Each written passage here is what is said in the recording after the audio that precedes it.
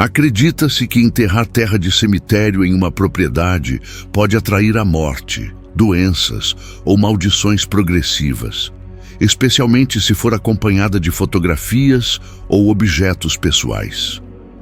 As pessoas que praticam bruxaria ganharão uma fama muito ruim. E entendo, porque muitas usam isso apenas para fazer o mal, para obrigar os outros a fazerem coisas que não querem. Mas o resto da bruxaria é algo que pode até salvar vidas. Só que preciso começar a contar desde a minha época de estudante. Foi mais ou menos no ensino médio que comecei a me interessar por esse tema do esoterismo, e não foi exatamente por acaso. Em uma ocasião, fui com meu grupo para uma excursão. Perto de onde estávamos, havia uma feira, e os professores nos deixaram passear por algumas horas. Em um dos muitos estandes, havia uma mulher que lia cartas. Quando parei para olhar o que ela vendia, ela me disse que eu tinha o dom para realizar aqueles atos e que não deveria desperdiçá-lo, pois ela podia sentir o quão forte eu poderia ser. Claro que naquele momento eu não acreditei. E como meus amigos e outros jovens que estavam por perto começaram a rir, não quis fazer nada. Mas por causa disso, comecei a pesquisar mais sobre o assunto. Minha melhor amiga na época era a Gabi. Apesar de ter sido uma das que riu naquele dia, quando viu que eu estava me interessando de verdade pelo tema, ela parou de zombar, começou a me apoiar, e as duas passamos a praticar algumas coisas de bruxaria. No começo, era tudo bem inocente. Coisas que a gente achava na internet, alguns rituais de manifestação, seja para o amor ou para tirar uma boa nota numa prova. Eu diria que isso nos uniu muito. E claro, aquela fase da adolescência é cheia de momentos em que a gente acredita que as pessoas ao nosso redor vão estar na nossa vida para sempre, que serão amigas para a vida toda. A gente não era diferente. Dizíamos uma à outra que seríamos madrinhas dos filhos da outra. Ela sempre falava que sonhava em ter uma menina e que o nome seria Kelly. Chegamos ao ponto de fazer um tipo de ritual que me ligava a esse futuro bebê dela. Sei que parece bobagem, mas na época era algo que fazia a gente sentir que estaríamos para sempre nos caminhos uma da outra. Mas como muitos sabem, nem sempre é assim. E não estou falando de brigas ou traições. Às vezes, a vida simplesmente te leva por caminhos diferentes. E foi isso que aconteceu com Gabi e comigo. Ficamos em faculdades diferentes, estudamos coisas diferentes e acabamos morando em cidades diferentes. Não brigamos, só fomos nos distanciando. De vez em quando a gente se cumprimentava pelas redes sociais, mas fora isso, praticamente não tínhamos mais nada em comum. Eu, pessoalmente, não terminei a faculdade e acabei me dedicando completamente à bruxaria. Era com isso que eu trabalhava, e não estava me saindo mal. E como não quero que pensem que estou contando isso para fazer propaganda, não vou dizer quem sou nem onde fica meu local de trabalho. Um dia, enquanto dormia, acordei com uma sensação muito estranha. Não conseguia lembrar do que tinha sonhado. E isso era esquisito, porque durante toda essa jornada no mundo da magia e do esoterismo, eu tinha treinado bastante para ter o que muitos chamam de sonhos lúcidos. Estava acostumada a lembrar de todos os meus sonhos. Só que nessa vez, parecia que algo os havia apagado bem antes de eu acordar. Pelo menos, foi essa a sensação. Decidi não dar muita importância. Eu também estava passando por algumas dificuldades naquele período e pensei que, longe de ser algo paranormal ou preocupante, poderia ser apenas resultado da minha própria saúde mental. Mas essa sensação continuou nos dias seguintes. Primeiro, eu não conseguia sonhar nada. Depois de alguns dias, comecei a acordar gritando um nome: Kelly. Depois de treinar um pouco mais o controle dos sonhos lúcidos, percebi que, mesmo sem conseguir ver nada nos sonhos, eu ainda podia sentir e ouvir. Era como se algo cobrisse totalmente a minha visão. Também não entendia quem era essa tal de Kelly, já que não conhecia ninguém com esse nome. No último sonho que tive antes de tomar uma atitude mais drástica, ouvi o choro de Gabi. Tentei entrar em contato com ela pelo Facebook, mas parecia que ela tinha abandonado aquela conta havia quase meio ano. É importante dizer que eu não sabia muita coisa sobre a Gabi, mesmo com a gente ainda conectada nas redes sociais. Ela nunca foi do tipo que compartilha sua vida pessoal por ali. Tinha pouquíssimas publicações. Apesar de tentar não pensar muito nisso, aquele sonho tão estranho não saía da minha cabeça. Era como se alguém que eu amasse estivesse em perigo de vida. Comecei uma busca que durou quase 1,5 semanas, mas no fim consegui o contato de alguém que tinha o endereço e o número de telefone dela. Tentei ligar várias vezes, mas sempre caía na caixa postal. Não tive outra escolha a não ser ir até a casa dela pessoalmente. Não sabia explicar, mas algo me dizia que ela não estava bem. Bati na porta por um bom tempo e ninguém atendia. Mas já que eu estava ali, não ia embora sem pelo menos ter certeza de que tudo estava bem com uma das pessoas mais importantes da minha vida no passado. Insisti até que finalmente alguém abriu a porta. Tenho que admitir que me surpreendi, porque por um momento achei que não havia ninguém em casa e que talvez eu estivesse exagerando por tudo que vinha sentindo. Sem falar que, quando a Gabi abriu a porta, fez isso de um jeito bem agressivo, como se estivesse pronta para brigar com quem quer que estivesse ali fora. Mas assim que me viu, se surpreendeu muito, não conseguiu conter o sorriso e perguntou o que eu estava fazendo ali. Não vou mentir, quando a vi, eu esqueci completamente o motivo de ter ido até lá. Não conseguia acreditar o quanto eu sentia a falta dela. Ela me convidou para entrar. Notei que a casa estava um pouco bagunçada. Nunca fui de julgar essas coisas, mas parecia que ela talvez não estivesse passando pelo melhor momento da vida. Ela tirou algumas roupas de um dos sofás e me pediu para sentar. Também pediu desculpas pela bagunça. Eu disse que não tinha problema, mas mesmo assim, ela explicou que tinha tido uma filha e que talvez eu já tivesse imaginado. Ela havia dado o nome de Kelly. Eu não conseguia acreditar. Esse era o nome que eu ouvia nos sonhos. Sempre tive a firme convicção de que aquele ritual que fizemos na adolescência me ligou a Kelly de um jeito que a ciência não pode explicar. Gabi então me contou basicamente por que tinha sumido.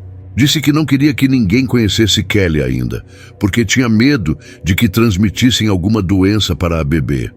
Muitas pessoas da família do marido dela eram muito invasivas e não aceitavam um não como resposta.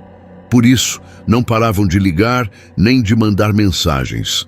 Ela tinha desligado o celular de vez e basicamente tinha se isolado só para ignorar aquela família que não parava de importuná-la. Depois, ela me perguntou o que eu estava fazendo ali. Fiquei gaguejando por um tempo. Por mais que fosse verdade que ela era minha amiga, que eu sentia muita saudade e que ela conhecia meu passado com a bruxaria, eu não sabia se era uma boa ideia contar a verdade. Mas acabei não tendo alternativa, já que não tinha nenhuma desculpa preparada e aparentemente tudo estava bem. Contei a ela e ela estranhou um pouco. Não vou mentir. Parecia que estava tentando não rir de mim. Apesar de termos feito vários rituais e pequenos trabalhos de bruxaria branca no ensino médio, eu sempre percebi que Gabi fazia aquilo mais para me agradar e que, na verdade, não se interessava tanto ou não acreditava de verdade nessas coisas. Imaginei que essa descrença só tivesse aumentado com o passar dos anos. Assim que terminei de falar, ela me perguntou se aquilo era algum tipo de piada. Respondi que não, que eu não tinha provas nem nada concreto, mas garantia que tinha tido aqueles sonhos e que talvez a filha dela estivesse em perigo. Por isso, queria me certificar de que não fosse o caso. Acho que foi porque ela me viu tão alterada, tentando convencê-la de que o que eu dizia era real, que tentou me acalmar. Disse que tudo estava bem, que acreditava que eu tinha sonhado coisas bem malucas, mas que eu não precisava me preocupar, que no fim das contas, sonhos são só sonhos e que tanto ela quanto a pequena Kelly estavam perfeitamente bem. Ela disse que, tirando uma sogra intrometida e cunhadas que a consideravam uma péssima mãe, não tinha outros problemas, a não ser que eu tivesse uma cura para isso. E aquilo fazia bastante sentido. Tenho que reconhecer que muitas vezes a explicação mais lógica é a verdadeira. Se você acha que está vivendo algo paranormal, 90% das vezes existe uma explicação racional por trás. Talvez tudo fosse só um desejo inconsciente meu de me reconectar com minha amiga. Eu sabia que não podia pedir para conhecer a Kelly, já que tudo indicava que Gabi tinha regras bem rígidas sobre o contato com a bebê naquele momento. Mas eu tinha viajado de muito longe e não tinha onde passar a noite. Por sorte, ela entendeu perfeitamente e disse que, se eu quisesse, poderia dormir na sala. Nem cheguei a perguntar se podia ver a bebê, pois sabia qual seria a resposta. Mas naquela noite em que fiquei na casa dela, tive certeza de que meus sonhos não eram apenas um desejo inconsciente de reencontrar minha amiga. É que quando o marido dela chegou mais tarde naquele mesmo dia, ficou claro que não gostou nada de me ver ali. Não porque tivesse algo contra mim diretamente, afinal, nem nos conhecíamos. Mas porque Gabi tinha deixado claro que não queria ninguém além dos dois perto da filha. Ele estava enfrentando problemas com a mãe e com as irmãs. E agora, de repente, Gabi tinha decidido que podia convidar quem quisesse. Na hora, Gabi me defendeu, dizendo que eu nem sequer tinha visto a bebê, que tinha ficado na parte de baixo da casa o tempo todo. Mas, mesmo com ela explicando toda a situação, ele não parecia querer ouvir. Como a discussão só aumentava e eu não podia voltar para minha casa, a única coisa que me veio à cabeça foi dar um pouco de espaço a eles, dizendo que iria comprar algumas coisas na loja. Me sentia um pouco culpada. Pensei que, por causa de apenas alguns sonhos estranhos que eu tivera, sonhos que nem tinham mostrado nada concreto, o casamento da minha amiga podia acabar começando uma briga séria. Comecei a pensar que talvez fosse melhor procurar um hotel para passar o resto da noite. A verdade é que nunca gostei desses lugares, pela energia que carregam, por tanta gente indo e vindo, deixando mais do que apenas pertences nesses quartos. Mas, se isso evitasse mais problemas, talvez fosse o melhor. Ainda precisava voltar para pegar minha bolsa. E enquanto caminhava de volta para a casa da minha amiga, fui praticamente interceptada por duas mulheres que eu não conhecia. Mas a energia delas era estranha. Podem achar que estou exagerando ao contar isso, mas juro que foi assim que senti. Elas tinham uma aura muito fria, parecia que estavam cheias de rancor e inveja. Começaram a me fazer algumas perguntas que, no início, não faziam sentido nenhum para mim. Pensei que iam me assaltar, mas passei a prestar mais atenção no que diziam. Foi então que percebi, deviam ser a sogra e a cunhada da Gabi. Estavam me culpando, como se a ideia de manter a bebê afastada das pessoas nos primeiros dias tivesse sido minha. Depois começaram a me acusar como se eu já tivesse visto a criança. Reforço que não tinha visto, justamente por respeitar a decisão da minha amiga. Quando percebi que ser educada não estava adiantando e não me deixariam em paz, resolvi ser direta. Disse que não me interessava nada do que tivessem para falar e que, se tivessem algum problema, que falassem diretamente com a Gabi ou com o marido dela, porque eu não tinha nada a ver com aquilo. Empurrei levemente a filha daquela mulher só para conseguir passar. Não foi com força, apenas o suficiente para seguir meu caminho. E foi nesse momento que aquela mulher segurou meu pulso com muita força, e eu senti algo além daquela energia carregada de rancor. Foi uma sensação, algo que às vezes me acontece. Quando alguém me toca, consigo perceber as intenções da pessoa. E naquele momento soube que aquela mulher odiava a Kelly. Isso logo virou uma dúvida na minha cabeça. Se ela a odiava tanto, por que fazia tanta questão de vê-la? Não demorou para eu entender o que estava acontecendo.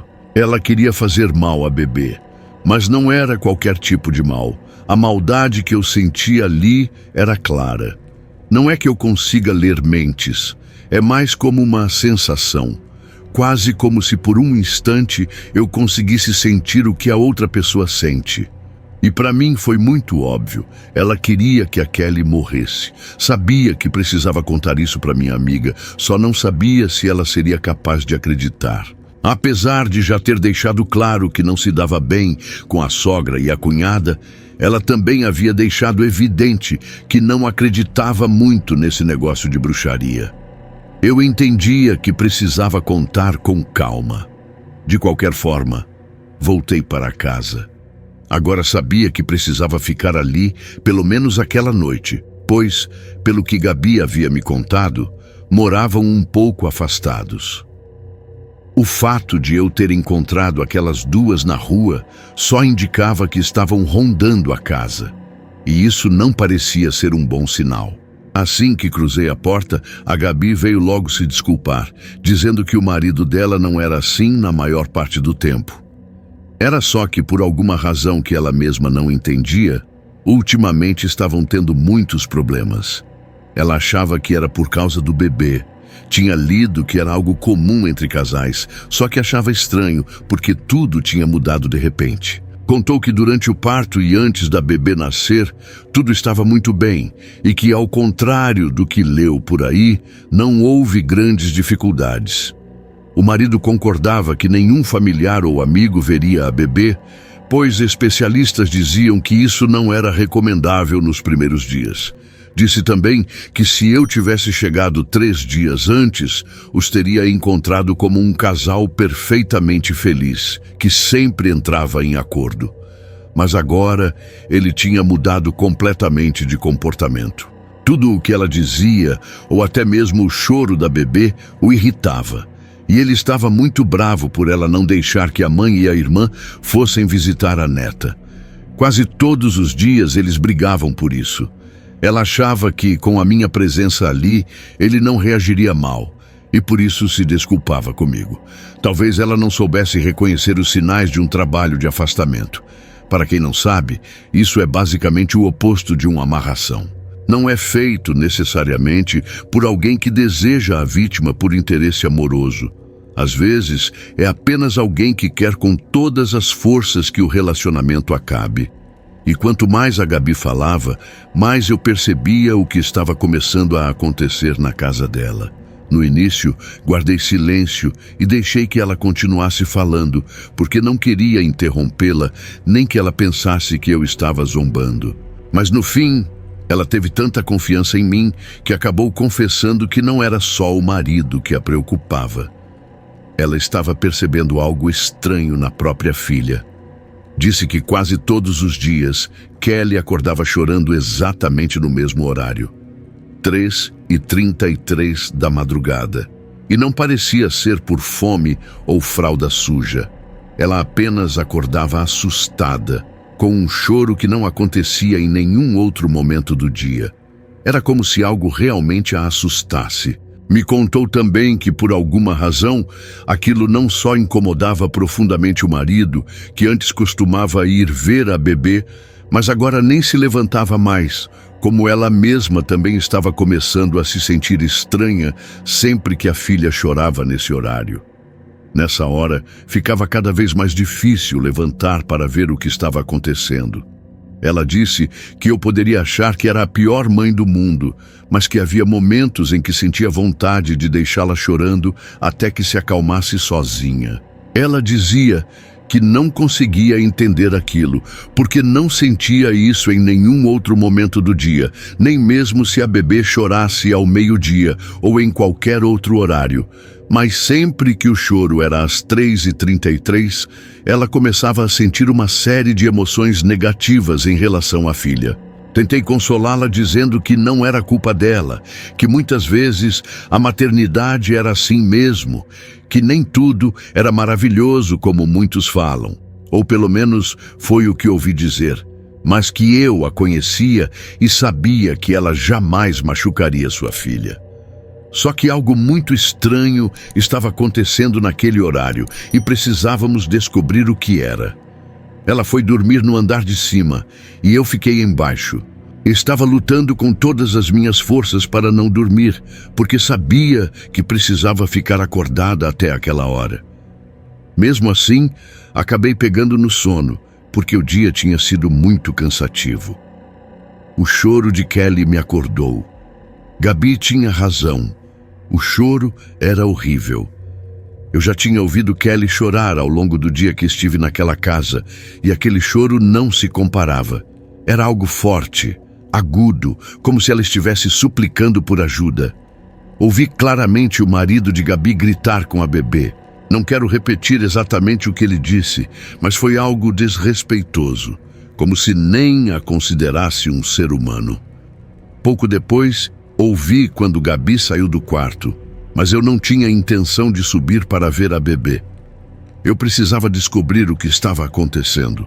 Sabia que, por respeito, não podia subir, mas isso não importava, porque sentia que aquela energia ruim não vinha de cima. Era algo que estava em todos os cantos. Mas o ponto mais carregado era o quintal. Aproveitando que o choro era tão alto que ninguém ouviria mais nada, abri a porta e fui até o quintal. E então as vi. Eram as duas mulheres que tinham me abordado quando fui à loja. Estavam com capuzes, mas eu podia sentir a energia ruim delas de onde estava. Gritei com elas. As duas me olharam e depois saíram correndo. Pareciam não esperar que alguém notasse sua presença. Tentei alcançá-las, mas fugiram. Voltei ao lugar onde estavam e percebi que a terra ali estava remexida. Mas não era só isso. Ao iluminar aquela parte, percebi que nem parecia ser a mesma terra do resto do jardim. Era diferente. Sem pensar duas vezes, chamei minha amiga. Naquele momento, Kelly já tinha se acalmado. Gabi desceu para ver o que estava acontecendo. Contei tudo.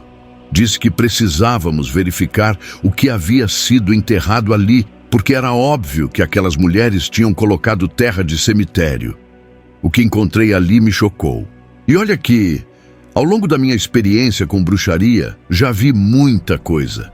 Você se surpreenderia com o que as pessoas são capazes de fazer por rancor ou por uma briga sem sentido. Mas acho que quando se trata de crianças pequenas ou de alguém da própria família, isso sempre me revolta profundamente. Não consigo imaginar fazer algo assim com alguém do meu sangue, não importa o que tenha sido dito ou feito. Era um dos trabalhos de bruxaria mais bem feitos que já vi em muito tempo. Dava para perceber claramente que aquelas mulheres tinham tido a ajuda de alguém. Até hoje não sei quem, mas havia mais de um feitiço ali. Um para afastamento entre Gabi e o marido, uma imagem só da Gabi coberta de alfinetes, e acima de tudo, havia uma foto bem caseira de Kelly. Era evidente que tinham tirado rapidamente com um celular. Começaram a cobrir a foto com terra de cemitério.